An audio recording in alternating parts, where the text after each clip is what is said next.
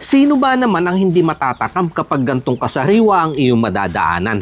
Laman ng baka namumula, sariwa-sariwa ang bawat hibla. Pagkasabik ang nangibabaw sa isang putahe na madalang matikman. Pwede mo din itong subukan, ipatikin mo sa tropa kapag may napadaan. Sunod ko itong hiniwa at tinanggalan ng litid dahil eto ang nagiging kapit ng mga laman kaya kunat na iiwan. Sa kapabalagbag ang gayat sa bawat hibla ng laman, maghiwa-hiwalay at mga gagamiting sangkap manood kapag pinalasahan. Pang personal kaya hiniwa ayos na sa isang timplahan at katas ng murang bituka sunod na pinakuluan. Sinala upang maliliit na hibla maiwanan, saka inihanda ang mga iba pang kailangan. Isang dakot na sibuyas ang unang inilagay, saka sili para naman may laban.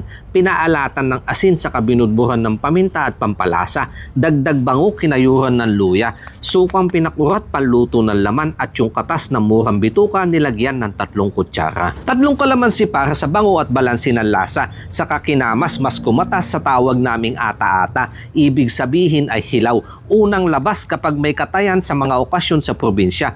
First class. Muling napaibig kaya gumawa ako maibsan ang pagkasabik. Pwede mo din itong gawin kapag tropa napadaan. Sa mga katulad kong laking probinsya, hindi bago yan. Pero kapag medyo maselan, walang pilitan. Masarap na ulam pero mas panalo sa pulutan.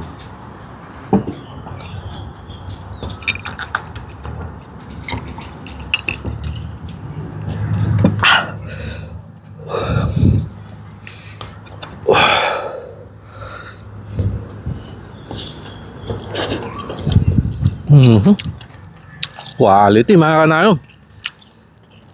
Nangibabaw yung kanyang anghang tsaka yung kanyang pait. Parang gusto ko higupin yung sabaw pakalasa.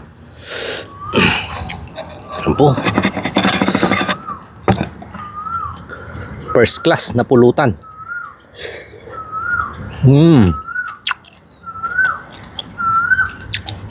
Yung kanin niya lambot. Nagdagan ko pa ng kalamansi.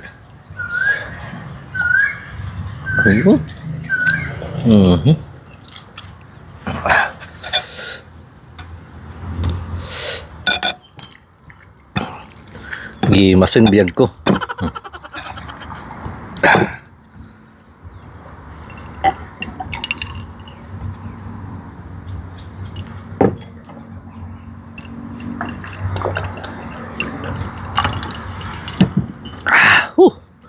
Tama na sa isang 4 lito pampatulog.